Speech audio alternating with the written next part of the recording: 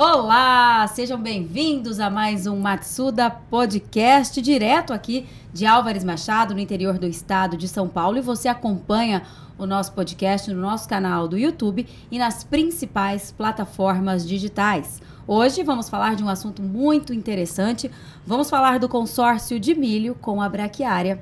E para falar sobre este assunto, aqui ao meu lado, o engenheiro agrônomo da empresa, André Tadal. André, seja muito bem-vindo mais uma vez aqui no nosso Matsuda Podcast. Obrigado, Célia. Sempre um prazer estar aqui, ainda mais passando informação, né? Passando algumas tecnologias que a Matsuda tem no mercado e com certeza auxilia, né, nesse sistema. Quando a gente fala de integração lavoura-pecuária, consórcio milho com braquiária, então é um sistema que cresce cada ano que passa, tem seus desafios, então é importante sempre a informação. Hoje tem bastante informação, já não é um sistema tão novo, né? 5, 6 anos atrás, se a gente sentasse aqui para conversar, com certeza teria menos informação. Hoje já tem bastante trabalhos, então fica, querendo ou não, mais fácil de vir aqui e passar esses manejos, né, que são realizados, experiência também que a gente tem no campo, no dia a dia, né, que é importante. Então a gente sabe que a teoria às vezes difere um pouco da prática, então a prática tem uns desafios um pouquinho maiores, e é importante sempre essa conversa, né? Então por isso que sempre um prazer estar aqui com você, falar, conversar, trocar essa ideia, para que lá nossos amigos, nossos produtores, produtoras, tenham essa informação lá, que a gente possa ajudar um pouquinho eles realizar esse manejo e realizar esse consórcio de uma forma mais primordial, né? Uma forma mais certa, correta, para que eles cheguem no sucesso lá no final. Já que é uma técnica que vem crescendo, né, André, a cada dia. Então, quais são os principais benefícios do consórcio de milho com a braquiária? É um benefício grande, Sueli, e justamente por esses benefícios que ele vem crescendo cada ano que passa. Então, a gente vê o consórcio milho com braquiária, ele ganhando força. Então, se a gente pensar, por exemplo, né, lógico que a gente vai falar da cultivar ruzense, mas se a gente pensar no mercado de ruzense 10 anos atrás, 15 anos atrás, era um mercado pequeno, um mercado nicho, não achava, não tinha procura, né? E justamente vai entrar naquela questão de oferta, procura, né? Então, não era uma cultivar que o produtor utilizava muito no pastejo, porque não existia esse sistema. E quando começou a integração lavoura-pecuária, quando começou esse consórcio milho com braquiária, a gente viu que a venda da Rusente cada vez mais crescendo, tanto que todo ano que passa a gente vê que falta Ruzense no mercado. Então hoje é um comércio forte, um dos carros-chefe, né? Importante. E lembrar que a Ruzense é importante quando a gente fala da Matsuda, porque o produtor ele vai fazer o plantio, vai fazer a dessecação e no outro ano ele vai ter que plantar novamente. Então não é igual o pecuarista, né, a pastagem para fazer o pastejo, que você planta ali e você aproveita essa pastagem aí durante longos anos. Então isso mostra, né, dando esse exemplo, mostra que esse consórcio ele vem crescendo, e ele vem crescendo por causa dos benefícios. Então hoje, se a gente pensa no consórcio milho braquiária, tem alguns sistemas, eu costumo separar, né, quando eu falo de sistema milho braquiária, eu costumo separar o pecuarista, porque o pecuarista também utiliza esse sistema, porque quando a gente fala desse sistema, por exemplo, uma reforma de pastagem, o produtor quer reduzir o custo, é uma excelente opção, porque você vai ter o milho, você já vai ter a braquiária, a ruzense, pode ser a ruzense, pode ser outra braquiária, pode ser uma braquiária que ele queira utilizar ali na área dele, né? Pode ser uma MG5, um Piatã, pode ser até um pânico, no caso do pecuarista. Ele vai ter a silagem no milho, então ele vai guardar alimento para a época seca do ano. Então já são duas vantagens: ele vai ter um alimento guardado e vai ter também a pastagem formada. Então o pecuarista utiliza também esse sistema, por isso que é um sistema que vem ganhando força, e ele reduz o custo. Então hoje o custo da reforma não é um custo barato, a gente sabe que existe um investimento, e se ele consegue otimizar essa área, ou seja, ele consegue guardar um alimento, consegue fazer um consórcio com milho com braquiária, ele consegue ser mais eficiente. Então o pecuarista também utiliza esse sistema. E quando eu falo do outro lado, né, que é o agricultor, que já busca essa consórcio para palhada, já é diferente. Então ele já tem que escolher uma cultivar correta para ter uma boa formação da palhada, que seja mais fácil a dessecação. E também ele vai ter a vantagem, né, o benefício de ter essa cobertura do solo, pensar, a gente sempre fala da cobertura do solo, a palhada, mas é importantíssimo que a gente não vê, que é o sistema radicular, a raiz. Então, para esse tipo de produtor, o agricultor, ele pensa muito nesse sistema, porque ele está buscando a melhoria do solo, e a gente já tem muitos trabalhos que evidenciam esses benefícios da melhora do solo, de você ter esse enraizamento, essa aeração, essa ciclagem de nutriente, descompactação, controle de planta daninha que tem, às vezes, planta daninha de resistência. Então, são esses benefícios que levam o produtor buscar, né, essa informação, buscar esse tipo de sistema, que é um sistema que, como eu comentei, né, cresce cada ano que passa, justamente porque esses benefícios são benefícios que vão dar uma rentabilidade maior e o produtor busca isso. Então, tem essa palhada, esse consórcio, e geralmente esse agricultor vai fazer um soja pós essa palhada. Então, são benefícios que vêm aí igual uma bola de neve, né? Você planta ali o consórcio e você vai colhendo ali essas vantagens, esses benefícios durante o decorrer, né, do seu cultivo, da soja, do milho, que seja.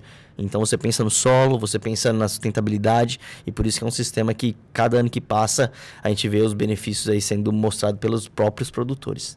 E, além de tudo isso, contribui ainda com a sustentabilidade. Exatamente, Sueli. E é um tema, a sustentabilidade, que está em alta, né? O pessoal busca isso daí, porque com certeza daqui a alguns anos essa sustentabilidade vai ser importante. Lógico que hoje é muito importante, a gente tem que buscar isso daí, mas daqui a alguns anos não vai ser algo, um diferencial, vai ser algo necessário. Sim. Então, igual a gente pensar, por exemplo, uma analogia aqui no inglês, né? Aquela pessoa que antigamente falava inglês era um cara diferenciado, uma pessoa diferenciada. Tem o inglês hoje em dia, se você fala inglês, faz parte. Você tem que ter essa língua, né? Então, é mais ou menos uma analogia. Então, daqui para frente, com certeza, a sustentabilidade vai ter que ser uma regra ali, você vai ter que ter. E esse sistema, ele leva isso, né? Se a gente pensar hoje na questão do carbono, né? Pensar na questão da diversificação de cultivos e cultivares. Então, isso tudo leva benefício para o produtor, e também vem agregado essa questão que hoje tá muito alta, que é a questão da sustentabilidade. Quais são, então, as características ideais do solo para o sucesso do consórcio de milho com braquiária? A questão do solo é sempre importante, né? Independente do cultivo, seja braquiária, seja milho. Quando a gente pensa nesse consórcio, eu costumo brincar que a braquiária ela vai no vácuo do milho, né? Então, quando a gente vai fazer uma recomendação, por exemplo, de um milho consorciado com braquiária, a gente vai visar o milho, porque requer uma quantidade maior de nutriente, né? Exige mais do solo, e a braquiária ela acaba se beneficiando disso. Então, isso é muito importante. Lógico, a qualidade do solo em qualquer cultivo tem que ser visualizado, o primeiro passo, é a base. Então, você tem que fazer um bom alicerce do seu solo para você conseguir, no final, colher o maior potencial que aquela cultivar do milho, aquela cultivar da braquiária, ela vai fornecer para o produtor. Então, tem que se preocupar. Então, fazer uma análise de solo, fazer as correções necessárias, corrigir pH, colocar gesso, o que for recomendado, né? Dependendo da área, realizar a adubação de plantio e também pensar na adubação de cobertura. Mas pensando na braquiária, ela costuma sempre ir no vácuo, né? Entre aspas, do milho. Então, ela consegue colher esse benefício da fertilidade que o milho exige e tem uma boa produtividade. E é importante ressaltar, né, principalmente quem faz o boi safrinha no sistema milho consorciado com braquiária, esse produtor ele vai ter forragem no período mais crítico do ano, que é período seco. Então já é outro benefício, já é outra vantagem que esse consórcio ele leva para o produtor. Mas falando do solo, sempre é importante ter esse cuidado, um solo de alta fertilidade, justamente porque o milho exige uma fertilidade maior e a braquiária, dependendo de qual você escolher, também exige um pouco de fertilidade. Então isso aí leva benefício de maior produção, uma maior tolerância, por exemplo, à seca. Então a fertilidade do solo sempre é uma base, sempre vai ser um alicerce independente do cultivo. Certo. E como é que o consórcio do milho com a braquiária, ele afeta a produtividade do milho? Olha, essa é uma questão importante, porque é uma pergunta que tem uma quantidade grande, né, dessa dúvida, porque quem tá pensando no milho, na produtividade do milho, com certeza vai ter essa dúvida. Mas se eu plantar milho consorciado com a braquiária, ela vai interferir na produção do milho? E é algo que pode variar. Então, é aquela famosa palavra que os agrônomos geralmente costumam falar, que é o depende. Depende. Né? Então, vai depender, com certeza, do produtor, da época, do ano. Então, se tem mais água, se tem menos água. Existem trabalhos que mostram que não interferiu. Existem trabalhos que mostram que naquele ano interferiu. Então, é algo variável, não dá para cravar muito, mas quando bem feito e as condições são favoráveis, a tendência é que não prejudique essa produção do milho. E é o que a gente busca. Hoje existem manejos, por exemplo, como uma supressão, que a gente pode falar mais para frente aqui na nossa conversa, é a supressão da braquiária, para que a braquiária ela se reprima um pouco no seu desenvolvimento. Então, você faz uma aplicação de uma subdose de herbicida, prejudica o desenvolvimento, entre aspas, da braquiária, então você suprime ela e o milho vai despontar. Então, existem manejos, técnicas hoje que evita que o produtor tenha tanta essa preocupação. Lógico que não dá pra gente cravar que não vai ter prejuízo no milho, porque existem trabalhos, existem áreas que a gente vê que tem essa produção do milho prejudicada. Mas existem trabalhos também que mostram que não tem nenhum problema em relação à produção do milho quando a gente faz esse consórcio.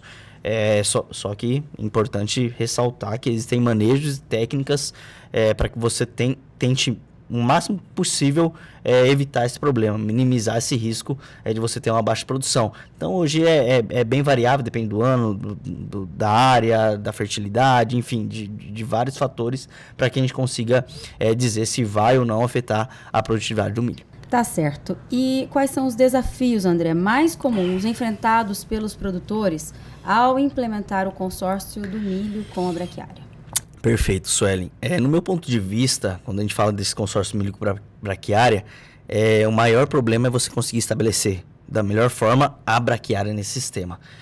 Hoje existem inúmeras formas de plantio, né? Então, existem hoje plantio que o produtor faz a lanço, existe plantio que o produtor faz em linha, terceira caixa.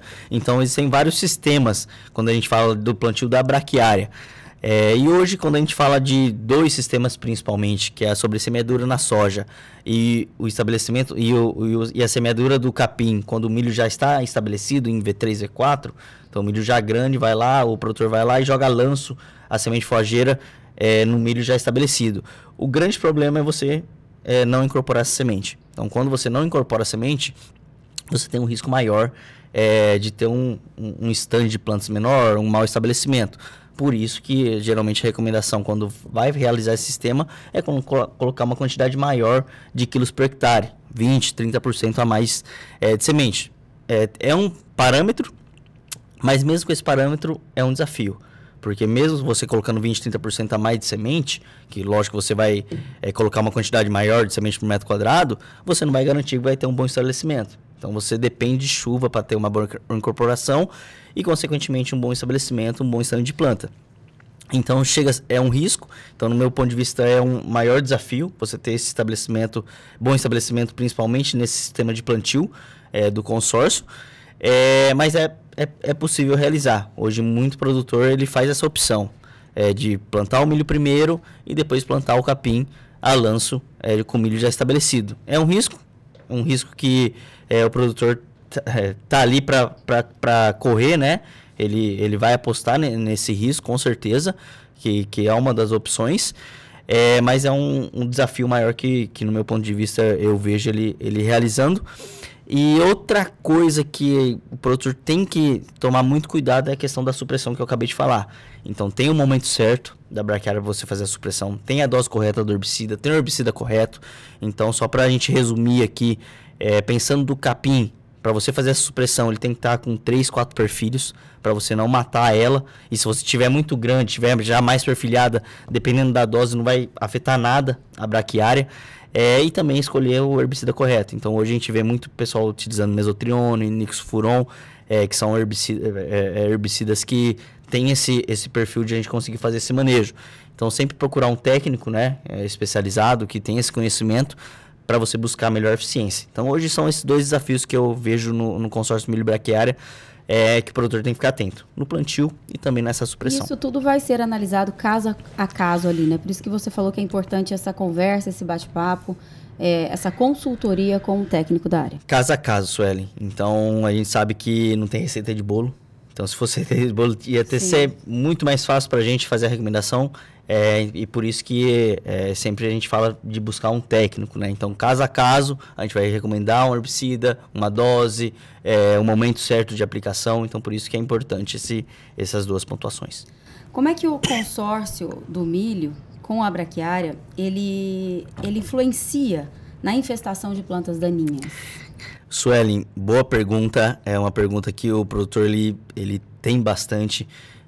A gente sabe que a cobertura do solo ele consegue controlar, né? Essa cobertura, essa cama que a gente vai fazer da braquiária, ele consegue controlar muitas plantas daninhas que muitas vezes tem uma resistência alta a herbicida. Então já tem uma resistência a você controlar muito difícil.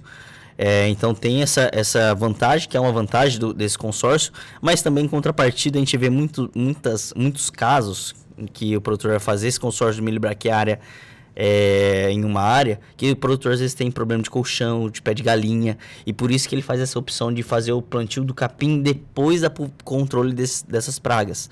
Então tem essas duas vias, né? Então a braquiária ela consegue controlar quando já está estabelecida as plantas daninhas, mas quando a gente pensa numa área que tem uma alta infestação principalmente de folha estreita, né, pé de galinha e colchão, que a gente vê mais, e o produtor tem que fazer esse controle para não afetar depois o seu cultivo posterior, ele tem que esperar fazer o controle dessas plantas daninhas, que por muitas vezes já está difícil, e depois fazer esse plantio por isso do risco, que ele corre esse risco. Então ele prefere controlar a planta daninha para depois fazer o plantio da semente forageira e correr esse risco do baixo stand de plantas por muitas vezes. E é o que vocês indicam também. Pode ser indicado, lógico que tem as suas pontuações, os seus detalhes, mas pode ser indicado com toda certeza, velho. Bom, André, e quais são as variedades, as cultivares mais adequadas para o consórcio de milho em diferentes regiões, e também a gente pode trabalhar com essa técnica no Brasil todo? Aí nesses casos, Suelen, tem outras cultivares, por exemplo, as brisantas, quando a gente fala para aguentar realmente esses pisoteios dos animais, que tem um comportamento melhor. Então a gente fala da MG5, da MG3 Braunda, da MG4, do próprio Piatã, então são bastante recomendadas. Geralmente essas cultivares já têm um manejo de dessecação um pouquinho mais difícil, então não é tão fácil controlar como a rusiense. Só que tem benefícios também que a rusiense por muitas vezes não leva, como por exemplo uma maior produção de massa, enraizamento, então relacionado a todos aqueles benefícios que a gente comentou no início, essas braquiárias podem levar de uma forma mais efetiva.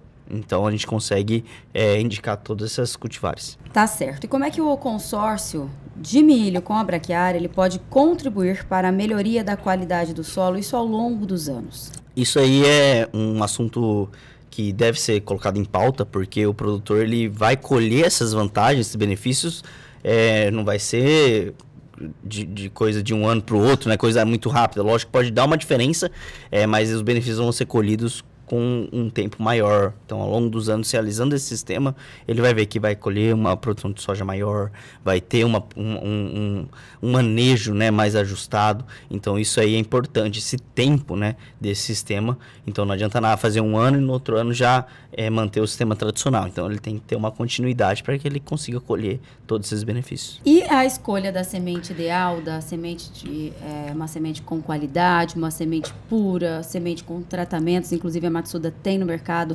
as sementes da linha Série Gold, que já está na sua 4ª geração, né, com uma tecnologia completamente diferente que não tem no mercado, que são as sementes da Green Star, enfim.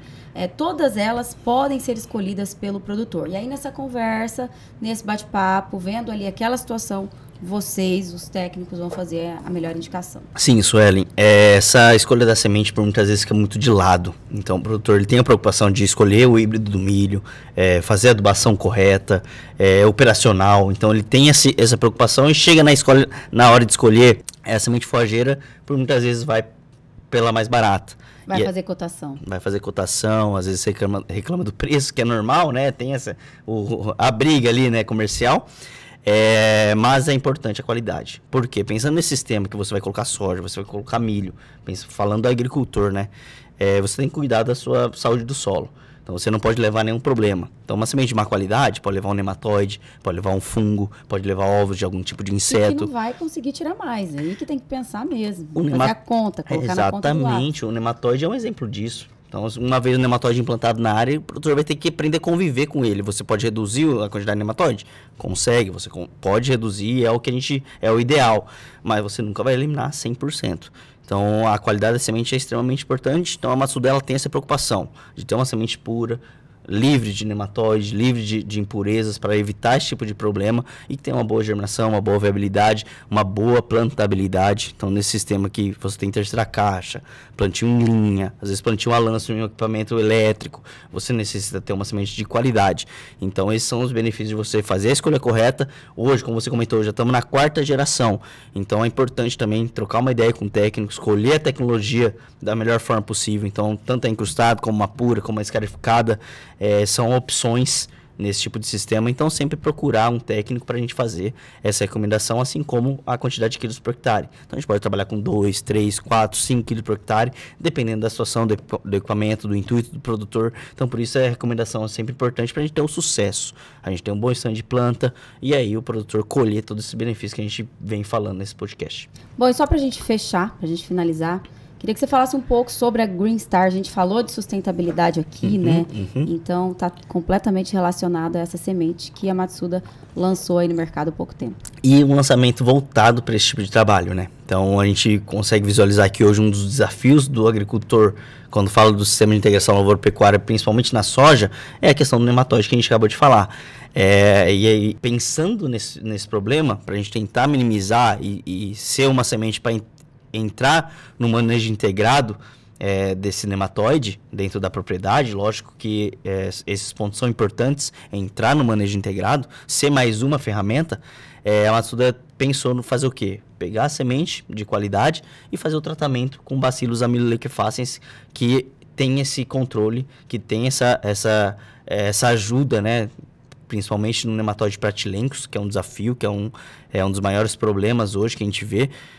E tem a sua multiplicação na braquiária, mesmo em fator menor, mas tem. Então, quando a gente trata com esses bacilos, a gente consegue ajudar nesse manejo. Então, é muito importante essa semente Green Star, principalmente esse produtor que está pensando em fazer essa integração lavoura-pecuária, que quer fazer um consórcio milho com braquiária, pensar na questão da sustentabilidade. Então, é uma semente que já vem livre de microplástico. Então, microplástico não só hoje, mas futuramente pode ser um problema. Então, já evitar esse tipo de problema na área, né, no ambiente. Então, é uma semente que vem tratada com esse biológico, ajuda no controle de nematóides, então meloidógene, heteródera, pratilencos e alguns fungos. Então, é um tratamento voltado para esse tipo de sistema, que a gente tem que tomar cuidado, pensar na saúde do solo, e também tem essa questão da sustentabilidade, livre de microplástico, que hoje está muito em alta e também é muito importante. A Matsuda sempre na vanguarda, né? Sempre pensando antes, trazendo a tecnologia antes do problema de fato chegar, né? A gente pode falar assim. André, então obrigada pela sua participação. A gente teve aqui hoje a presença do André. Ele é engenheiro agrônomo aqui na Matriz, mas viaja o Brasil inteiro, viaja também para o exterior. Então obrigada pela sua participação aqui. Um excelente dia para você. Obrigado você, Sueli. Deixar aqui, né, as portas abertas do departamento técnico. Então a gente sempre está aí no campo, fazendo viagens, conhecendo também, trocando experiência, que é muito importante. E a gente sempre gosta de trocar ideia com o produtor, com a produtora, ver o que eles estão fazendo, ver os desafios, para que a gente tente, de alguma forma, ajudá-los quando a gente pensa na forragem, né, no capim. Então, sempre um prazer estar aqui. Até logo a todos, um abraço. Muito bem, você gostou desse vídeo? Então curta, compartilhe com os amigos. Se ainda não se inscreveu aqui no nosso canal do YouTube, se inscreva e ative as notificações clicando no sininho para não perder nenhum conteúdo. Obrigada pela companhia e até a próxima. Tchau, tchau!